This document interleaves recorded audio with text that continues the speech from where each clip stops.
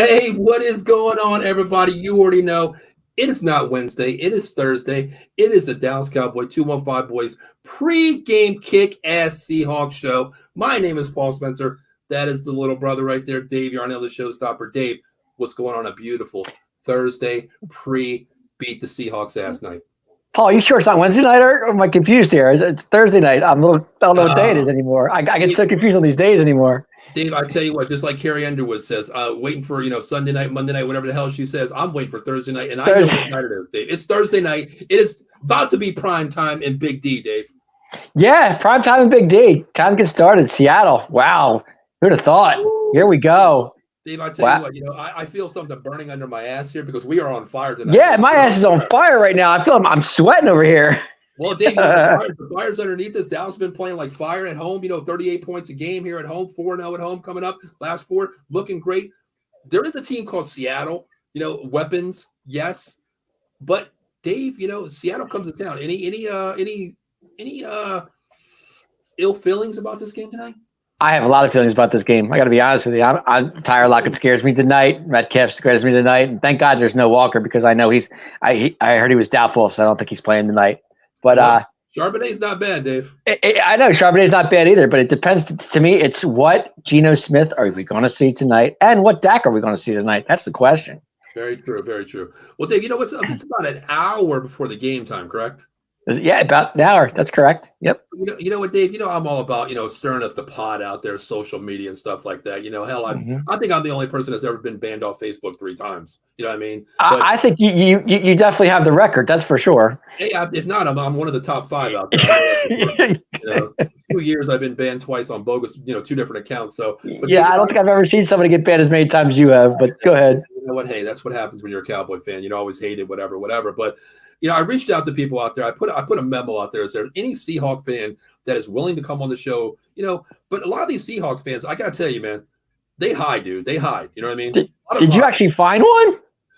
I actually did. I don't even know who this guy is, but he's brave enough to come on the show and speak. Hey, you found a Seahawk fan for this show? I did. I found a Seahawks fan. I'm shocked. But wow. Before we bring him on, listen, I know him personally. He's a good. Oh, he's a friend of yours. Okay. Yeah, I'm going to bring him on. My good friend John Pugh, a Seahawks fan. How's it going, John? What's up, guys? How you feeling? John, what's up, man? I don't know how to feel about this game.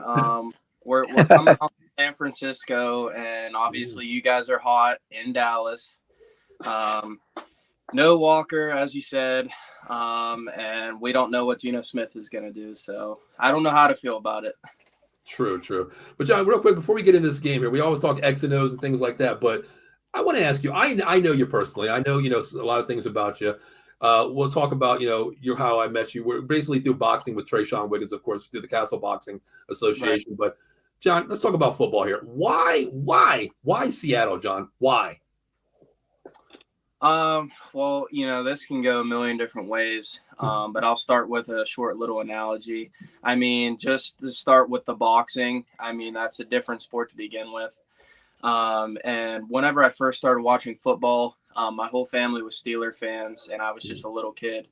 And I wanted to be different from everyone. I didn't just want to, fit in with the rest of the Steeler fans at the family dinner, and I wanted to pick a team that, I thought was interesting. And my first ever game that I watched, I can't tell you exactly what it was, but it was roughly 12, 13 years ago. It was like the Russell Wilson, Matt Hasselbeck, and then obviously Russell Wilson gets drafted. And that's whenever we originally started to pick up the identity of like Legion of Boom and Beast Mode and stuff like that. So it wasn't really anything in particular. I just wanted to, pick a team that was different from everyone else, and I stuck with it for as long as I can remember. Through thick and thin, through all the crappy losses and all the good wins. So, Gotcha. So was Russell Wilson your favorite quarterback, or just like is that how it came about to be a Seahawks fan? It wasn't Russell that made me a Seahawks fan, but I did like him because he was unique in his own ways, just like, any other quarterback. I would probably have to say it was the defense that got me. You had Cam Chancellor, Richard Sherman, Earl Thomas, all those guys on the D line. You had Bobby Wagner, who's still playing. You have a bunch Legion of Boom, right? I get it. Yeah. Yeah. There you go. Yeah. Now, my question is to you, real quick, before we talk about something else here. You said you want to be different, brother. There's only one different team in the NFL. It's the Dallas Cowboys. You want to be different. You got to be a Cowboys fan. Well, as you know, in Pennsylvania, Dallas is kind of hated upon. Yes. So this is true. Being a younger kid, I mean, you don't want to be a fan of a team that's being too hostile, came at and stuff like that. But I don't know. It was the Seahawks. It's been the Seahawks, and it still is the Seahawks, and I don't plan on changing that anytime soon. John, are you a Pete Carroll guy? Here and there. I like Pete Carroll right now, and I know a lot of people don't.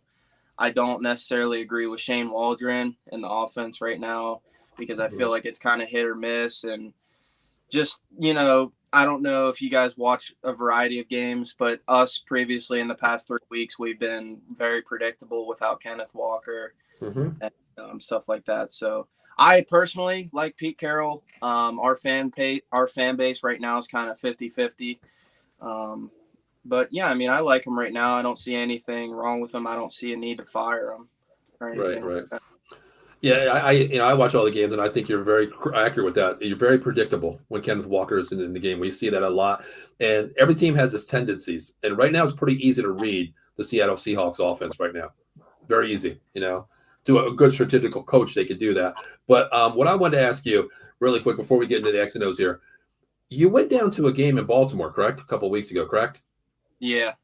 What is it like being on the 12th man's Jumbotron, or what did you make out there? I heard that you made the 12th man program or something, correct? Oh, wow. Yeah. So I actually didn't even know that until I was up in my seats, which, the NFL media, they make their little skit for before the game starts to make it, hype it up and stuff like that. And I had a guy that I made a hard hat for. He was watching the game out in Seattle, and he sent me a screenshot or like a little, recording of us, sorry, I have some background noise. But yeah, he got me on camera, and I was like, he's like, is that you? And I was like, yeah, that's me. And I was like, wow, I can't believe I made it on there. Cause believe it or not, the 12s travel well. Seahawks fans travel really well. And I've been to probably 6 to 7 games, and yeah, I mean, it was pretty surreal. It was a cool deal. Sounds like fun. I mean, going down to Baltimore. But what was it like down in Baltimore? How are the fans down there? Out of all the stadiums I've been to, Pittsburgh and Baltimore are probably the worst fan bases I've experienced. I mean, pregame, they're not bad, but if you lose, I mean, you get your typical guys that like to talk, but right. They're not too bad. I mean, a lot of their fans are decent. Every team has their bad egg in the dozen. Sure, yes, they do. As I would say, every village has its idiots. You know what I mean? That's for sure. But in the long run, did you have fun? Was it a good time? Yeah, it was fun. I mean, we lost by a lot, which we stayed with some Ravens fans, and even they said they didn't see that coming. But it was fun either way. It's just the experience. You don't have to win all the time. So true, very true. Elite says, that's my boy. What's going on, John? See, John, you got fans coming at you, bud. Yeah, he's actually a Steelers fan, and I've been to a game with him before, and that was pretty intense. So yeah, it's a beautiful place. We're only like about 60 minutes from the stadium here, so it's a beautiful atmosphere here. Real quick to Pittsburgh, but John, let's get into this game, man. I'll start with you. No Kenneth Walker. You talked about Geno Smith. It's hit or miss. What Geno's going to show up. We've been saying that as Dallas fans. What Dak shows up. What are you looking for this game tonight? Let's go offense versus our defense first. I'll let you start. You want to know what I want to see from our offense? Yeah. How do you think this game's going to play out with your offense versus our defense at home? Well, I don't know how it's going to play out, but I think it can go one of two ways. I'd like it to go. Geno Smith is making smart reads. He's not forcing things under pressure. And that falls under Shane Waldron because, whenever Shane Waldron has a good game play calling, so does Geno Smith. So I think Geno Smith has the composure in the time that he started since Russell left. But I don't think that he has necessarily all the confidence that he should have, outside of Shane Waldron's play calling. I feel like if Shane calls up a good play, then it's going to be a good play. If he calls up a bad one, there's nothing Geno can do about it. Mm-hmm. With Kenneth being out, I think it's going to be harder for us to establish the passing game because just like San Francisco, we like our play action with Geno. The good thing is we have Tyler Lockett, we have DK, and we have Njigba. And, Charbonnet can run, but, whenever we're running, just like you said. Mm-hmm. So I think it's all going to fall offensively on Shane Waldron and Geno Smith. We have all the weapons that we need to move the ball. It just comes down to, executing. Yeah, it's a huge word, execution. Dave, how do you see this game playing out? Well, before we go there, John, real quick, I have a question for you. I've seen Geno Smith in the past, okay, and I've seen good Geno Smith. I've seen bad Geno Smith. With this Seattle team this year, I haven't really watched Seattle too much, so I got to be honest with you. Has Geno Smith run it all this year? Has he really run out of the pocket as much as I've seen him do it in the past? Well, no, actually, that's a great question because last year he kind of established a little bit of a running identity, with his passing, and this year he's kind of just played scared. It's almost execution. We haven't been able to execute, and it just seems like the play calling and the execution, there's been a misfire. So, gotcha. Yeah, I agree with that too. Looking at now, real quick before Dave, let me ask you real quick. What do you see the expectations of the Seattle's offense versus our defense? What do you see? Well, like I said, if Geno's running and does his thing, it could be a long night for the Cowboys defense. If he's running, it finds Lockett and finds Metcalf. It could be. Who's our tight end? I'm not really sure. We got Noah Fant and Will Dissly. Noah Fant. Okay, I thought it was Noah Fant. That could be a long day for us, Paul. Actually, if Geno's running and does his thing, but if he's in the pocket, I think we can get to him all day long. Yeah, that's clear to me. I think you have to put pressure on him because Geno hasn't been Geno to run the ball out of the pocket, to extend plays, of course. We haven't seen that, just like John said. But I think it could be a closer game than people expect. But Waldron has to call the right plays. He has to put Geno in position to execute his reads. We talk about Dak, John, all the time. I do personally, saying this guy is not the right quarterback because he looks down receiver one. He forces balls into pockets, clear holes that you can't get a ball in there. To me, I see Geno that same way. They don't call the right plays. He has to read his progression tree, number one. Do you feel that same way with Geno? Yeah, I do. Geno's hit or miss. Look at whenever we played the Commanders, and the Commanders are not a good team at all, but Geno had an excellent game, and then he comes out the next week and plays terrible. I think Geno, the problem with Geno right now is they're keeping him in the pocket, and he's trying to see. He even said it himself in an interview this week. He needs to quit seeing his receivers open, and he just needs to trust the route. And I think what's happening is he's trying to, like he said, see the receivers open, and we're taking too long in the pocket, and we're just getting sacked. And that's taken away from first, second, and sometimes even third down. So. Yeah. And that, to me, when a quarterback takes too long, I don't blame the offensive line for that. I call that a covered sack. That's not on the offensive line. That is clearly on your QB. You're taking too much long. You have to have that clock in your head 100%. I agree with that one. But is there a downfall between Kenneth Walker and Charbonnet? I'm a huge college football fan, and I love Charbonnet coming from UCLA. A lot of power, a lot of speed. But are they using Charbonnet the right way? What do you think? I don't think they've really, had the time and the opportunities to figure him out yet. I think if Kenny misses a couple more weeks, it'll progressively get better before it gets worse. Kenneth Walker and Charbonnet are two different backs. One is explosive and one just likes to run through people. They both like to run through people, but obviously Kenny's a little bit more shifty. He right. if he's about to get tackled by three dudes, he's going to try and spin out of it and run, run to the other side of the field. So I don't know. I feel like Charbonnet's a little bit one dimensional, and K9's a little bit, more 3D. I don't know. Obviously, I think Kenneth Walker is better, as of right now. Just with experience. Agree. He is number one starter, so that's why he would be that going that direction. But my question to you, John, is Metcalf and Lockett. What are you seeing tonight? Do you think big day for them or what? I wanted to do, my homework and get some stats for you guys on Metcalf and the Cowboys, but I heard something about Metcalf. He always does better against Dallas. So we could see a little bit more of him. He's been having kind of an iffy season, and I think that's just because Geno is kind of lost in his own head right now. And Tyler Lockett too. I mean, it's just kind of been a couple quiet weeks from our receivers. Yeah. I just like to kind of see him figure it out. I have Lockett in fantasy, and then he has not done much for me, but I keep going with him because I keep thinking he's going to have that big day. Now today, I'm thinking that could be today. So I don't know. We'll see. Another thing is we only had one season with Geno Smith, and you give him all these weapons, and people expect them to learn how to use it right away. And I don't think we've seen the best of the Seahawks yet. I think, we had a good first little, start to the season. And I think we're kind of just in a rough patch right now. And I'm hoping stuff picks up. Yeah, I agree with that. John, you got a fast car in that Mustang. If nobody's ever driven a Mustang, you give them the first kid the Mustang. It takes time to learn how to drive that animal. You know what I mean? Yeah. That's exactly like Geno here. But I want to ask you, John, where they run a lot of 3 wide receiver sets. One back, 3 wide receivers here, which I call a hybrid 13 personnel. But who lines up in your slot a lot for your team? Recently it's been Jackson Smith. Sometimes they line Tyler Lockett up there for usually play action.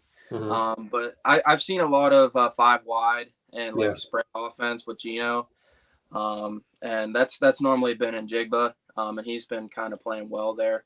So I think that's where your advantage goes to, honestly, with your slot receiver.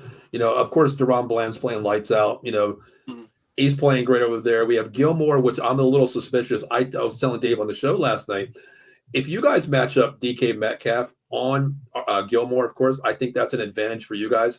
Gilmore tends to give up more physical wide receivers, a little yard off the ball, tendencies to play off the ball more. And he doesn't excel with hybrid physical wide receivers. And if you line up, Metcalf on the outside on Gilmore's side and put in Jigba Smith in a slot, he's going to be matched up against one of our safeties, and our safeties haven't been playing that well this year, honestly. Right. I haven't watched a lot of the Cowboys, to be honest, and that's not biased or anything. I just haven't really caught up to them. I think, with everyone and Geno himself pointing out the senior receivers open mistakes, I think we will see a couple more go balls to Metcalf and the tight ends and Tyler Lockett and stuff like that, because overall, I mean, if the Geno that I know from last year can take the constructive criticism and use it, he's going to throw the routes open, on the go routes and stuff like that, and that's just what he hasn't been doing. I mean, that's why Bland has more touchdowns than Metcalf, so. And John, the funny thing you said earlier in the show, you said trust your wide receivers. The thing you said also too is throw the ball downfield. I think you have to do that regardless of a completion versus a incompletion. You got to keep that defense for the Dallas Cowboys honest. You have to take your shots downfield, because if you bring 9 in the box and you're not throwing the ball, that could be a long night for Seattle. But you got to play your wide receivers open. And Jigba Smith has lightning speed. Lockett can pinpoint a ball anywhere on the field, and Metcalf can just high point a ball with his physicality. So you have to put the chances down there. Dave, go ahead if you have any questions. No, I'm you guys are taking it all away from me. I really don't have much. Your running game, John. What about it? What do you think? Like I said, I don't really know how to feel about it. I hope it picks up for tonight because we're going to need it. But obviously Kenneth Walker's out. Charbonnet was getting the 3rd and 5, 2nd and 5 reps, and then he was out for a couple drives. So I don't know. I mean, whenever we drafted Kenneth Walker, he blew up just like Charbonnet could. Sure. So we could see a good night from him tonight. It's just hit or miss. So. I think the play action opens up so much for the Seattle Seahawks. Is your offensive line healthy, John, by any chance? They're bad. They're bad? So, okay. Yeah, I was actually going to bring that up to you if you didn't bring it up to me. No, I figure I'd bring it up eventually. Yeah, so, I mean, earlier on in the season, we lost Abraham Lucas in the season opener, who played great ball last year. I think the only offensive lineman that has played like every snap, like every game this season was Charles Cross. So our offensive line has been all over the place, and we've still found ways to, have a positive record. And I think that's going to be a huge advantage to the Dallas Cowboys because Dallas can go 7 deep on that defensive front four. And I think this could be hell for the Seattle Seahawks. I don't want to call them a washed up line. I want to call them a mismatch line because they're not 4 or 5 starters congruent right now. They're plug and play players that just filling a position, and I think Dallas holds the advantage there. Well, I know they lost Jason Peters last week. That was a big loss for them. I saw him going down. Is he still down or what?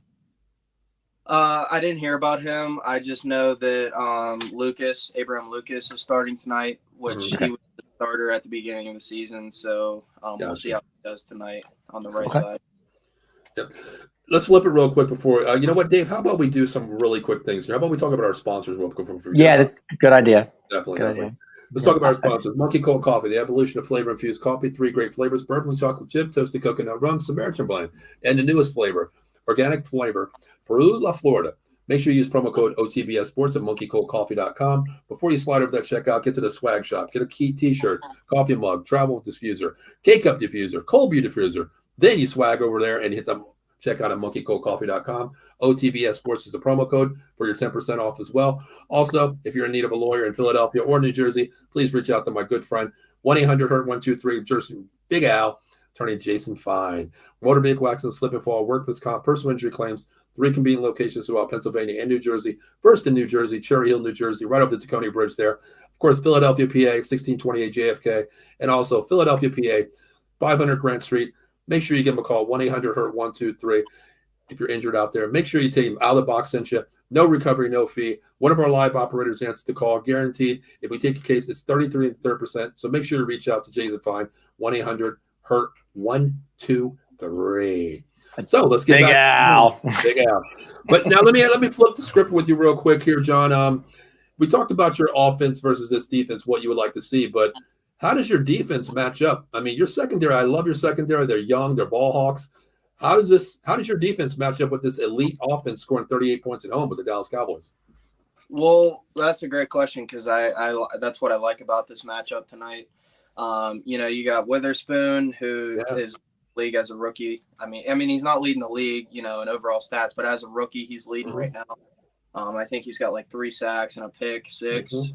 So, and then you got Woolen. I mean, Woolen hasn't been able to tackle lately, but obviously he knows how to pick off the ball. You got Jamal Adams, who, subs in at linebacker and he sniffs out like, the swing routes and the inside runs and stuff like that. Who else do you got? You got Diggs. Diggs plays that inside third up top really well. And we just got a lot of depth. You got Trey Brown at third and fourth string cornerback. And then obviously you got the Dallas Cowboys with CeeDee Lamb and Brandon Cooks and, all them guys. So that's mainly why I think, the rosters match well, just because there's talent everywhere on both sides of the ball. One thing I want to ask you, John, real quick. Now, I know I'm a big Witherspoon fan coming from Illinois. I love how the kid plays. He's physical. He can tackle. He's not afraid to put his helmet in there and get banged up, make a play. But let me ask you this. A lot of corners, they don't switch sides anymore. They play left or right. They don't swing back and forth. Man goes across. They let him, go all the way through. Next man picks him up.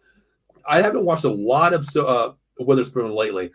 Does he stay on one side or does he control as the progression goes through? Does he follow through?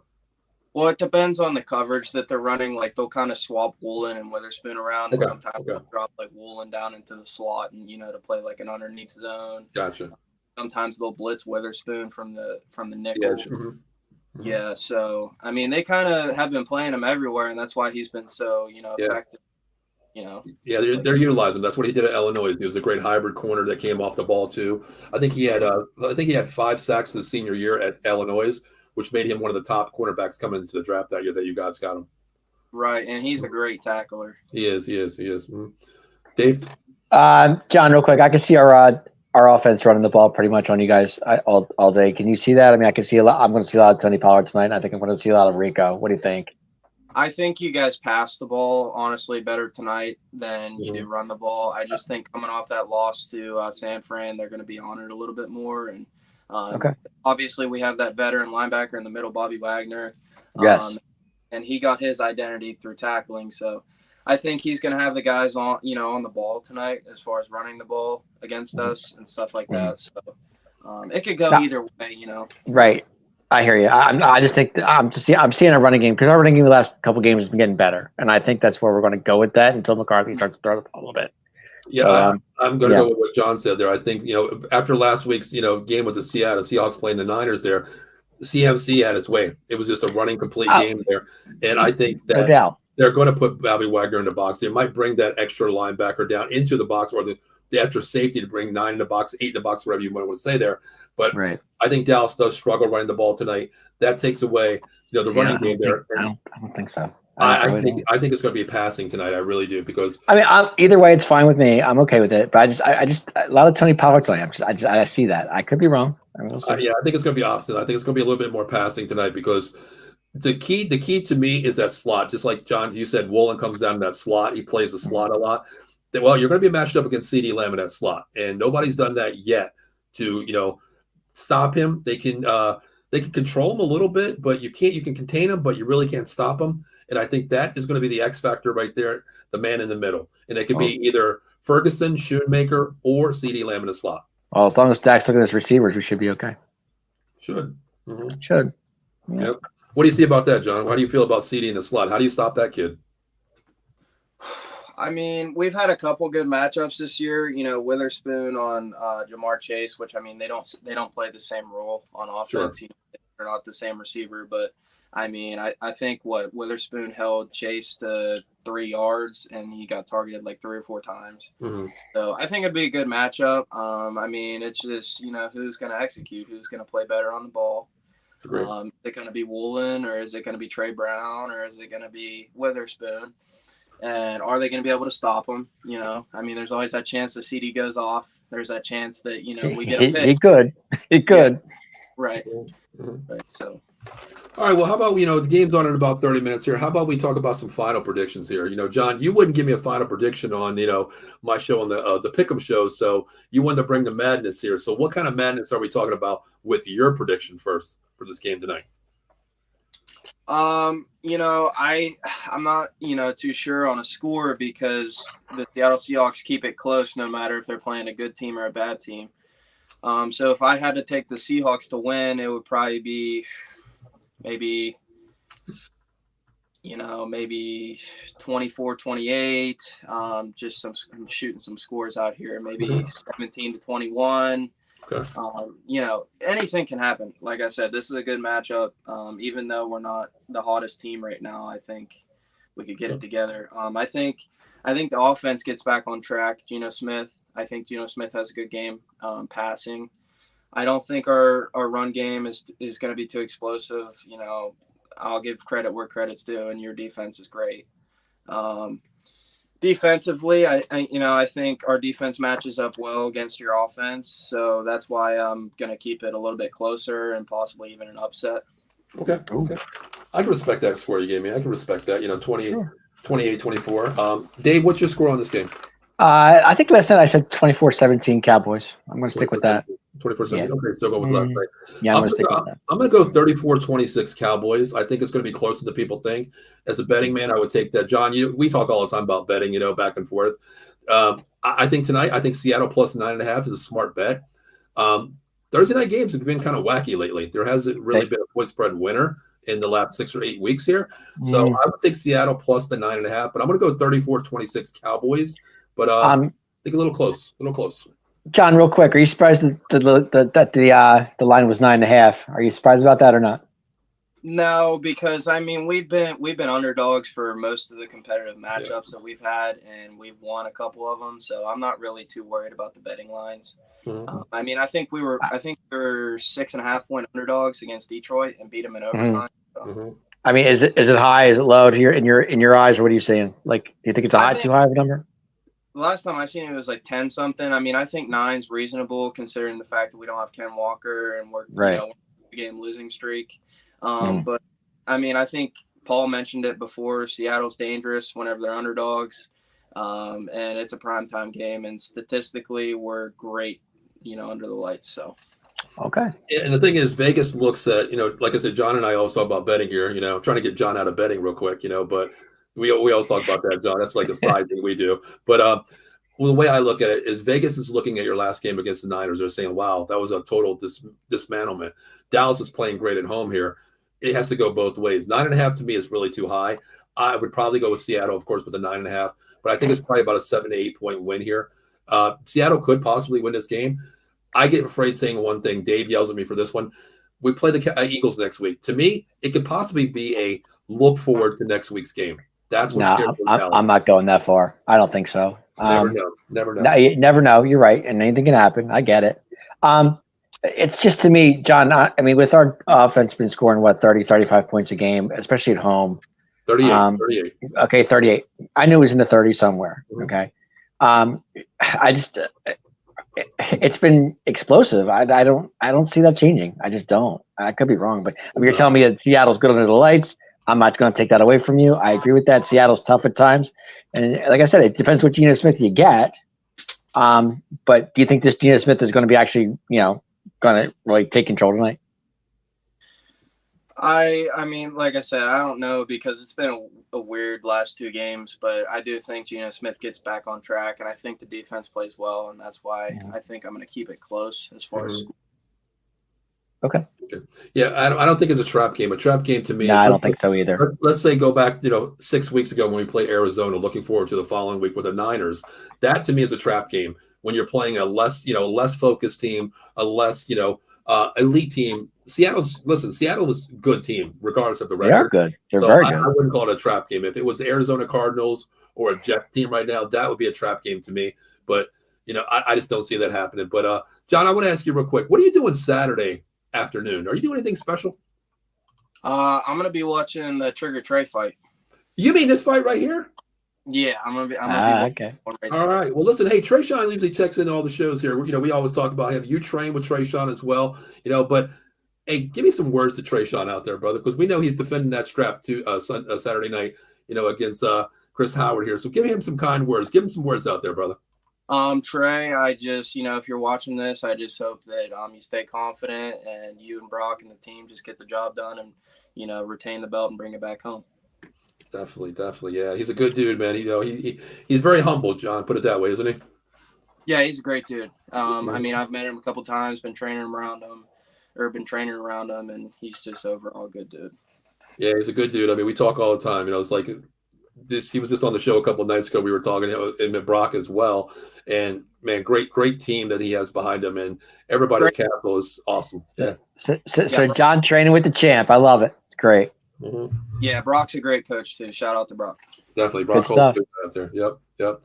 Well, hey, John, listen, man, I appreciate you hopping on here, brother. I wish you well on your team tonight. Not too good, not too well. But, I wish that you come out, healthy, of course, and I wish you well, brother. And I love that. Where's your mask at, brother? You have your mask with you? Yeah, I'll grab it right here. Dave, you got to check this mask out. He has a mask. I can't wait to see this. I'll slide it on for you guys. Personally made. He made it himself. This thing is awesome. I love looking at this. Very exciting. It's actually kind of scary. So if you have kids, put them to bed real quick, because this thing might be a little bit scary for our PG-13 viewers. Check this thing out. Wow. Personally made. John, you made that personally, correct? Oh my gosh. I think it's bad, man. I love that thing. That is cool. That's cool, John. Nice. That is very nice. A proud member of the 12th man there, brother. Hey, nothing wrong with that. Actually, John, real quick before you leave us, I have a friend out that lives in Seattle. His name's Sean. He's a big Seahawks fan. Just throw it out there. Awesome. Definitely. So John, I wish you guys luck too. I mean, obviously not too much, like you said, but I just hope it's a good game. I think last week's game against San Francisco was a letdown. So I just hope it's a good game. My thing, John, is this what I always say to, everybody that I've ever coached or all my friends that I say, I try to keep it real. But my thing is, coming off that loss last week, you guys are hungry. You guys didn't look well. But a wounded dog is the most vicious animal in the corner trying to fight its way out. And that's what you guys are right now. Dallas, on the other hand, playing great football. What could be better? There is no letdown. And that scares me a lot when you have a Let's continue to play great football. I hope so. But hey, listen, as we always do this real quick, we have about 2 minutes left in the show here. Dave, I'm gonna not start with you tonight. I'm going to Ooh. give my man John here the final thoughts on anything, any shout outs you want to do. You have 60 seconds for your final thoughts on this game or in personal, whatever you want to do, John. Your final thoughts for 60 seconds, brother. One last thing about the game. I think, I don't want to be, arrogant or too overly confident, but I think the Seattle Seahawks are a better matchup that you guys have had the past couple weeks. True. So that's I think it's just going to be a good game because I think it'll be a little bit of a wake-up call the first couple quarters for you guys because, I don't think they're going to underestimate us, but I think, obviously we're the underdog. And I'd also like to shout out Elite Ninja. His actual name is Brody Eller. Gotcha. Steelers fan, but still love him. Great friend.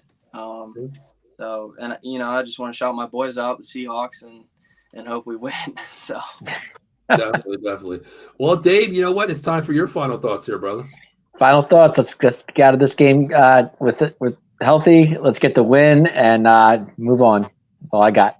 Wow, that was pretty quick tonight, Dave. Hey, Hey, well, my final thoughts are this, man. Quick and simple. Come out with the victorious game here, injury-free. Both sides of the team. I hate injuries on both sides of the ball, number one. And also my last kind words would be, just like John said, Trayshawn, man, it's time. Just like your mom said on the show a year ago, ring the bell, brother. Bring home the strap back to Johnstown here because you are one of the faces that we all enjoy seeing. And there is no better way. I don't care how many times they change your opponent. You already know you got the best corner in your corner, basically with Brock and your other trainer down there as well. And you got the city of Johnstown behind you, brother. So go out December 2nd, bring home the strap because, after that, Trayshawn will be doing our show on our network coming up pretty soon. Good luck, champ. Yes, so definitely he'll be doing a show on our network coming soon. So you guys make sure you tune into that. Coming in the Trigger Response, him and Ali, his son will be on the show as well. So make sure you're kind to that as well on our Out of Box Smokes Entertainment here. Make sure you subscribe, YouTube, Facebook, Twitch, Twitter, Instagram, TikTok. We're all over the place. New shows coming. So make sure you follow us on all social media platforms. And last kind words for you, John, even though we hate this. Adam Glenn. Yeah, I love you, Adam. I love you for checking in for all of our shows, brother. He says go Hawks because he hates the Dallas Cowboys. So, of course, I'm going to get that out of Adam. It's all right. Way to go, Adam. Hey, John, once again, brother, I appreciate you hopping on, man. You're part of the Out of the Box family now. So, whenever you want to hop on, let us know. I know you follow all sports as well. So don't be a stranger, brother. Okay, awesome. Thank you, guys. It was definitely fun and best of luck and good meeting you, Dave. Yeah, John, same here, man. And good luck with you working out with Trigger and everything else. I hope everything works out for you. I appreciate it. Definitely. All right, no problem, man. All right, guys, thanks for tuning in. My name is Paul Spencer. That is the showstopper, Dave Yarnell. And then as our newest member over there, John Pugh, member of the 12-man family. So, guys, we'll see you next week. Of course, Dave and I will be on later tonight about 11:30 with the post-game show after talking about the Dallas Cowboy victory. So, Dave, you ready to get out of here, brother? Yep, let's do it. Dave, as we always say, how do we get out of here? Go, boys, go. You already know. We'll see you later tonight. Thanks for tuning in. See you guys. Bye.